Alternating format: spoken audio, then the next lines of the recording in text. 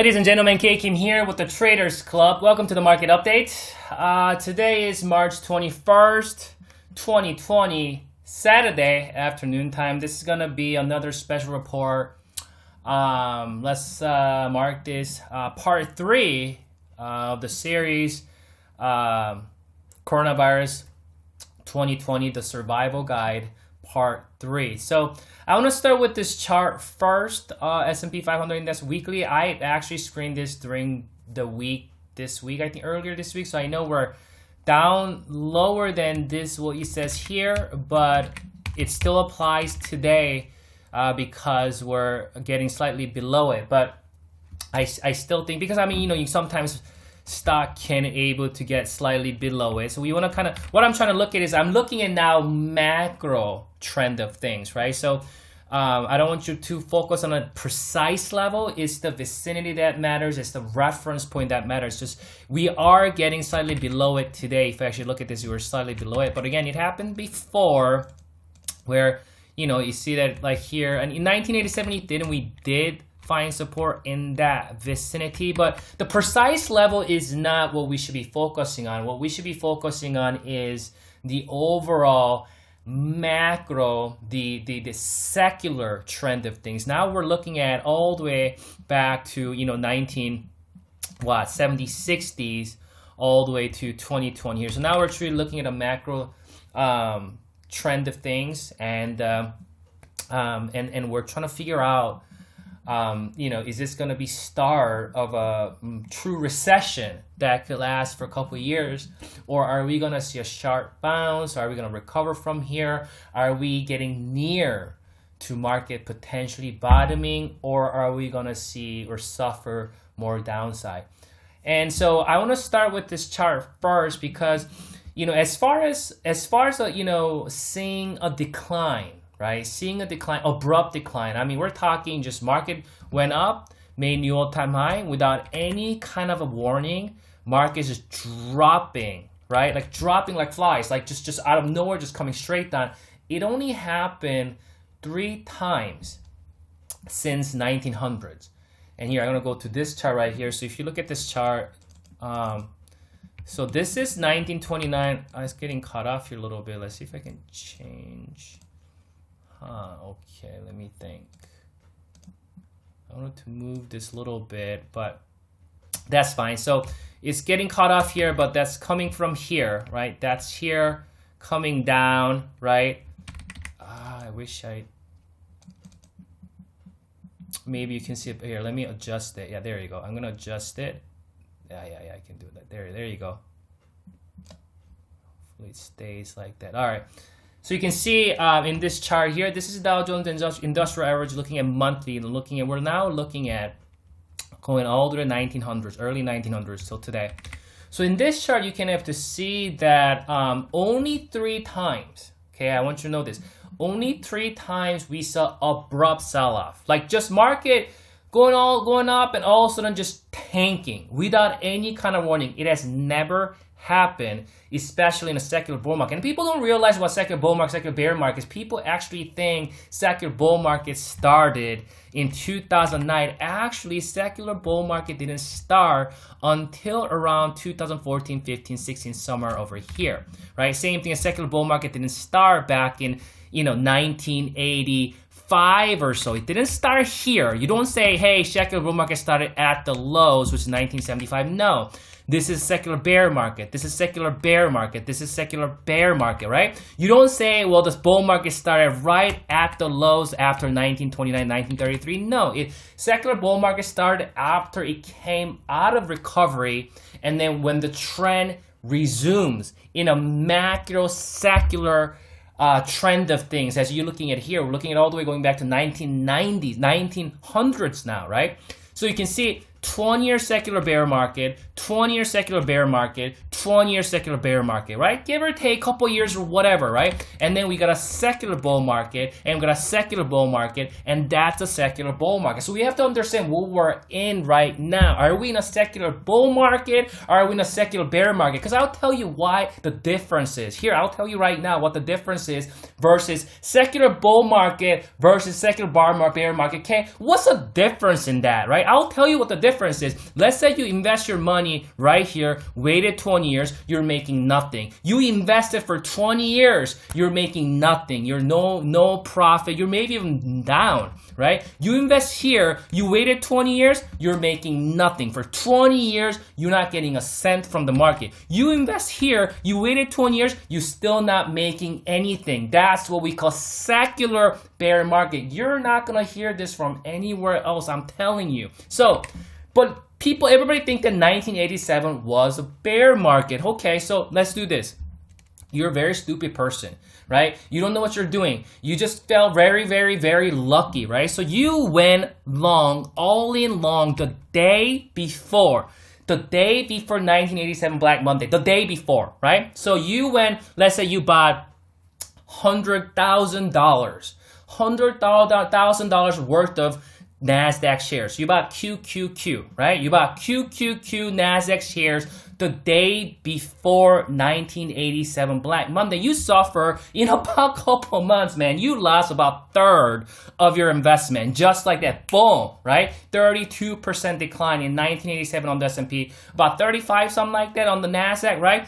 But you told yourself, you know what, I'm a long-term investor, right? I mean, when you got into it, you knew you wanted to hold this long-term. So you decided you're going to hold for the next 1 decade. Guess what? If you actually bought QQQ, right? The day before 1987 Black Monday, not at the lows, the day before 1987 Black Monday, right? And you waited 13 years. Do you know what the performance of NASDAQ was from 1987 top to 13 years of 2000 top? It was 1,000%, 1,000% gain. So you bought it the day before 1987. You held it 13 years. Your gain is 1,000%. That's a secular bull market. Again, you buy in 2000, you wait 20 years, you're breaking even. That's a secular bear market. See, that's how you know, right? You want to be invested in the stock market in a secular bull market, not in a secular bar market, right? Same thing happened here. You bought it like middle point of this 1929 Great Depression, and you waited 20 years, breaking even. You bought it somewhere about here back in 1963. You wait 20 years, breaking even. But you bought it the day before 1987. You waited for 13 years, you're up 1,000%, 1,000. You waited 13 years, less than 20 years.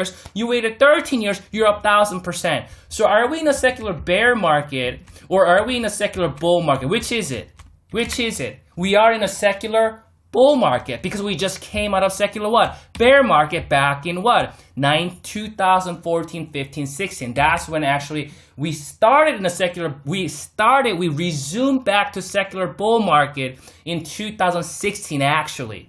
2016, because you don't say that's the start of it, you say this is a start of it. Just like you don't say that's the start of a secular bull market, you don't say that's the scare, because it takes time to recover from a recession, right? You get injured, it's going to take you further to recover before you can run again. So this is a recovery time in a secular bear market before it can run again. We're looking at things, a macro sense of things here, just so I want you to understand. So we first have to identify, are we in a secular bear market or are we secular bull market? We're in a secular bull market, right? So if we're in a secular bull market, after abrupt decline like this, what is likely scenario? Again, I don't know. I'm not God. I don't know what's going to happen Monday, Tuesday, Wednesday, Thursday, or next week, next month. But probability is concerned when you're in a secular bull market because there's steep declines along the way in the past as well. Look at these declines. Those are 30s, man. Those are 20s. Those are 20. Those are 30s, right? That was a 35. That was a 20. That was a 15. That was a 20, right? So along those lines,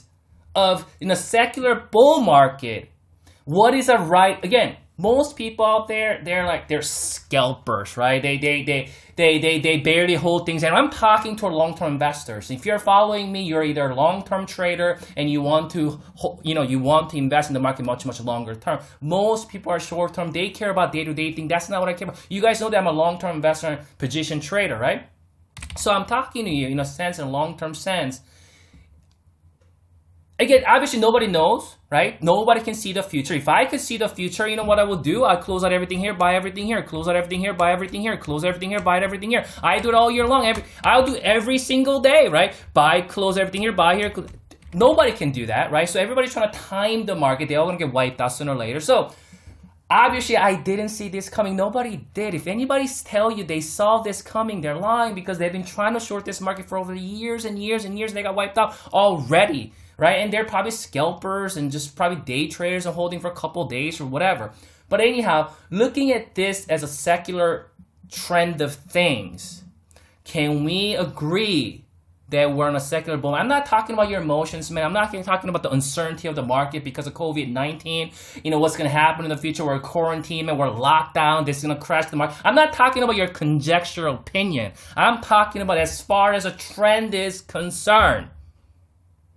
Looking at things in a secular manner of things. Are we in a secular bull market or are we in a secular bear market? We're in a secular bull market, right? We're in a secular bull market. Very, very similar to 1987. Very, very similar to 2020 now. Very, very similar to 1958, right? I highlighted yellow for you guys to see, right? So this is a time you want to invest long term.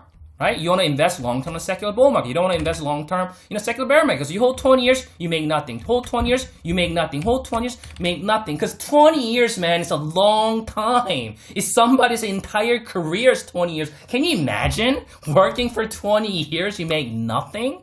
But can you imagine you go along right before the day before 1987 Black Monday, you held 13 years, man, you're up 1,000% on the NASDAQ. Did you know that if you actually bought the low, though, you actually went long. Let's say you did this way. Let's say this is NASDAQ. You bought it the day before 1987, and then you bought it near the lows. You might didn't catch it right at the low, but near it, right? You bought more. Do you know what your gain is? Because from the lows, 1987, to 13 years later, NASDAQ performed 1,500%. 1,500. That's what happens in a secular bull market. See, that's what we're talking about. Secular bull market, secular bear market, entirety different thing. The poor people, right? The unseasoned, uninformed, untrained, right? Uneducated traders, short-term traders, right? They're only thinking about what's happening right now, right? They're only thinking what's going to happen tomorrow, next week. And let them be. Let them live their life like that every single day. Oh my God, what's going to happen tomorrow? I don't know. Oh my God, every single day, right? Living in fear. And I'm not discounting the fact that this is a difficult time. This is the most difficult time that I had to face in my trading career, right? I haven't faced anything like this. And I'm going to explain to you, though, why that 2020 is actually worse than 1987 and 1929. Because you're going to be like, what? No, okay. 2020 is not as worse as 1920. I'm going to explain to you. I'm going to put the context together so you understand. In context, actually 2020 is worse. I'm not talking about just price itself, how much plunge it has done. I'm talking about in a context why 2020 it is much worse environment. I'm going to tell you why here. First, let's start with the 1987. 1987 is this, right? You see that move? That's what? So this is probably 1985, 1986. That's 1985, 1986. That's 1987, Black Monday. We just went straight up, right? From here, after it broke out a 20-year bear market, from here to here, guess what the percentage gain was on the S&P 500? It's 120%. So market breaks out a 20-year bear market, and it just pretty much goes straight up. And we have 120% gain on S&P in 2 years without 20% decline. Can you say that that's a euphoric move? Yes. That's about 8% decline right there. That you see that little pause, that's 8%, but that's not 20. So from here to here, that is a 120% move on the S&P without 20% decline during that move. That's what you call euphoria, right? That's what you call exuberant move. Market just goes straight up for 20 years without any kind of 20% decline for two years straight up. Man, giving up third of that gain, it's not bad at all. It is not bad. Market went up 120% in 2 years straight up. No 20% decline, no 20% correction. It just went straight up. And then we're giving up about a third of that gain. That's actually still very good to buy that. If you look at it, things in a context, right? People are just freaking out if you've been just chasing this up top. Yes. Who's gonna chase on top after 120% correction or 120% move, right? We make 120 straight up move. People are freaking out because they chased it up top here. But if you actually were able to ride it all the way, giving away a third of that gain, it's not too bad. It's not too bad, especially we saw the exuberant move. We need that some shakeout before another 1,500% move on the NASDAQ in the next 13 years, right? Okay, that's 1987. That's from 1929. That's 1929. Before 1929 happened, do you know what happened? Before 1929, S&P actually rose from I think 1925 to 1929. There was some huge euphoria in the stock market, just huge boom, right? Like market actually went up 330%. Can you imagine? And without 20% healthy correction. All right? Think about this. From 1925, 1924, all the way to 1929, without 20% correction, we went straight up, gaining more than 330% in just 3-4 years. And every time I see a euphoria movement, it's always dangerous. It's always dangerous, right? So we saw a freaking euphoric move and it just crashed hard, right? So looking at 1987, this huge euphoric move, 120%, right? Big move, right? And we have to understand the context, right? So now you have to understand after bear market, it broke out retest, right? That's what you can look at this as a megaphone pattern or consolidation, whatever you want to call it. It has been a resistance here, and then we retested. We broke out, retested, boom, 120% in about a year, 2 years. Without 20% correction, that thing just went straight up. And then after the euphoric move, what do? Big down move. That's okay. Giving away a third of it after a huge euphoric move, I get it. That's fine. Here's why we're getting robbed. Because after this year, I'm going to look at it like this. That's also megaphone pattern. You see that? That's a megaphone pattern. Bear market. That's 2016, 15 there. 15, 16. We retest. Guess how much it went up? So here, I'm going to draw it like this, right? So that's a megaphone, right? Similar to back here, right? Back here. We retest. From that retest, remember, I did the megaphone here like this, right? That's a retest. That retest to the 1987 peak, 120% in about a year or 2 years without 20% correction. From 2016 to 2017-18, guess how much it was? Half of it. Look at, you can even see it. Half of that move, right? Look at this move, how big that move was. Look at this move, right? Half of that move. Half, which was 60. We saw 60% move. That's a 60. This right here, that's 120. Compared to 120, 60%, okay, it's not too bad. And then what happened in 2018, late December? We saw a healthy 20% correction. We saw 60% up move, and then we see 20%. So giving away, you can see 60, again, this is 120 and then 32. This is 60, 20. Makes sense, right? You see 60, okay, 20%, very healthy. And then market is getting ready to go back up, and we see 32. So when you look at the context of it, we never really saw an exuberant, euphoric move. We saw 60% and we saw 20% pullback, right? This is 120 without a 20% correction. This right here was 330 without 20% correction. So when you see a euphoric move, man, it's very, very difficult. But we didn't see euphoric move here. This was only 60%. And then we saw 20% correction, which is very healthy. And market was ready for a big run, similar to some of those days, some of those times, potentially some big runs here. But then we are met with this 32% currently on the S&P because of this stupid panic. The panic itself, the panic is causing more harm to the economy and to people than the virus itself. You know what I'm talking about? So that is what we're dealing with. That's why in a context, it is actually worse. Because we never seen a euphoric type of move like we saw 1987 or prior to 1987 or prior to 1929. We actually saw very, very healthy 20% corrections in 2018 December, right? So the probability, I just want you to know that probability of this house happening was very low. So if you're pretty bullish up here, you know what I mean? That was the right thing to do. That was probability suggested that was the right thing to do. But sometimes, man, in a stock market, when you're in an environment of taking risk, some bullshit happens. Something that you didn't expect happens. It's a part of the game. It's a part of you taking the risk, right? So now I want you to think of this. We just saw 12% correction.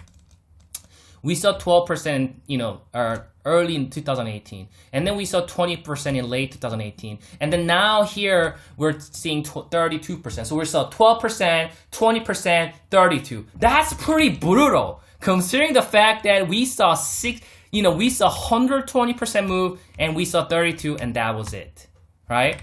This is pretty brutal comparing the fact that we only moved 60%. But then again, this is the market. This is what you do. When you're in the stock market, sometimes unthinkables do happen. And I talked a lot about that in the past couple of years, that unthinkables, the downside and upside happen. That's what it means to risk. What part of risk do you not understand? If you don't want to risk, then trade your time for guaranteed cash, working at your job for hourly wages or salary. You work, you get a guaranteed cash, but you know what? You're not going to get the unlimited income potential. So when you come to the market, it's not about how safe you can be, because nobody knows. Nobody thought this was gonna happen. A lot of people are going through this, right? Only small timers, man, on Twitter and stock. Only small timers like, oh my God, I'm making money. Yeah, I'm gonna short. Only those people are thinking like that, and all those people haven't made any money for years. Trying to short the market, trying to short the 2017 rally. The real money is not made in these little shenanigans up and downs. Real money is really truly made if you can capture that. You can capture this. If you can capture that and avoid a secular bear market. Do you understand? Again, I'm going to reiterate. You go long here, wait 20 years, no money. You go long here, wait 20 years, no money. You go long here, wait 20 years, no money. You go long here, the day before 1987, 1,000% on the NASDAQ, right? You go long here, maybe you have to go through 20%, 25% decline and wait a couple years, but 10, 13 years, you're up 1,000%. Same thing here. Can we expect a big run from here? I believe so. I believe so. I believe so. So right now we're dealing with this. That's what I call rising pivot, and we're probably down a little bit as of Friday. But this is a monthly chart, so we don't know how it's gonna play. Maybe we're down a little lower, but you should. Again, it's never about getting an exact, because I could actually put this like this, like just if you don't do. I actually see how I drew this. I actually drew it so then it will hit the wick, but the correct way to drew it would be like something like that. And there's a little wick here. That's the correct way to, because if I want to hit that top there. So don't ever look at when you're drawing trend lines, when you're looking at moving average, especially long term, don't ever be so precise about it. Because it's the vicinity. So meaning we still want to give benefit of doubt because we've seen something here. Again, looking at a secular long term. I'm not talking about this week, this month. I'm talking about secular. That's what I call rising pivot, right? We hit that 2 times. We broke out of it, retest, another rising move, right? We hit that a couple times. We just euphoric move really in 1987. Euphoria there. We come back down to rising pivot, and then finally market makes a huge move. And this is what I call a gatekeeper, right? So gatekeepers there make sure the majority of people, right, is out. They're scared out in the market. They don't want to deal with this market ever again. They tell themselves this market is so fucked up, man. I don't want to deal with this, so stupid. And then what's going to happen is, let's say we do see a big move to the upside. Do you know what most people are going to start to trade and invest in this market? They're going to be more cautious. They're going to put less risk, and they're going to be like, you know what, I'm going to be more cautious this time because I don't deal with another 20, 30, some crazy stuff like this. That's when the market actually go. That's when the market actually go, and it goes and goes and goes. We may even see, if we can somehow survive through this and get back to an uptrend, we may not see another 20% for the next 5 and 8 years. We may not. We may not. Given the fact that how severe, harsh it was. Not, I'm thinking the fact that we only moved 20, 60%. We only moved 60%. This was 120. 60%, 12, 20, 32. Boom, boom, boom. Market is being pretty harsh without some kind of a euphoric move like we saw prior to 1987. That's why I've said it, that this is actually worse than in a context, worse than 1987, worse than 1929, because there was no euphoria. You know what I also think? Because there was no euphoria yet, because we saw very healthy decline in 2015 and 16, consolidated for a year and a half, and then 2004, 17, 18, 19, 20, for 4 years, market just pounding on us, right? Pounding on the investors, right? 12%, 20%, 32%, boom, boom, boom, right? Somehow you weather this storm, you survive through, come out of this. I believe we're going to see some huge move to the upside. We have not seen any kind of euphoria move yet. Usually market does get into euphoria move. We have not get into it ever since it broke out of this secular bear market, right? Ever since market broke out of the secular bull market, we have not seen euphoria yet. This is not euphoria. We have not seen that. We have not seen the euphoria yet. I think it's coming. Real euphoria that you really haven't seen a real euphoria. What it looks like.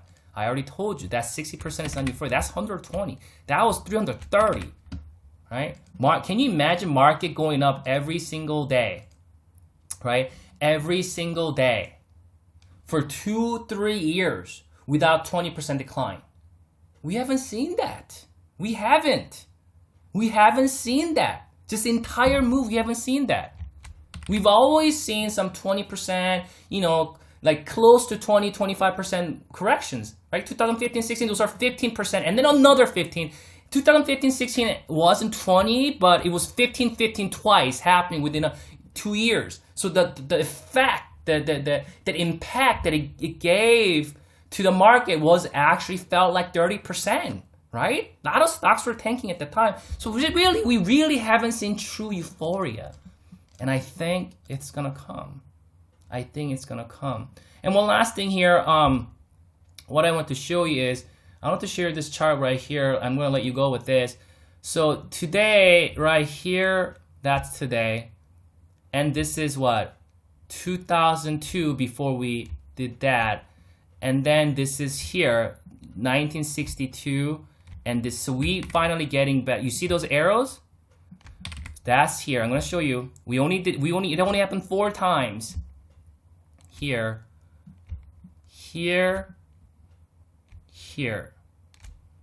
That was that move. That was that move. That was that move. Potentially we got to see that move. But I want to highlight 1962. I want to highlight this move right here, 1962. And let's go back here, 1962. So 1962, I'm going to highlight, that's 1960. I zoomed in here, so that's this. It's a little lower now because I did this earlier this year, but we're now hitting that line, which is similar. That's 1962, and we did see 30% decline. And you see that little lower wick here? See that little lower wick? Because look what happened. 1962, we made all new highs and then plunged. 2020, we made new highs and plunged.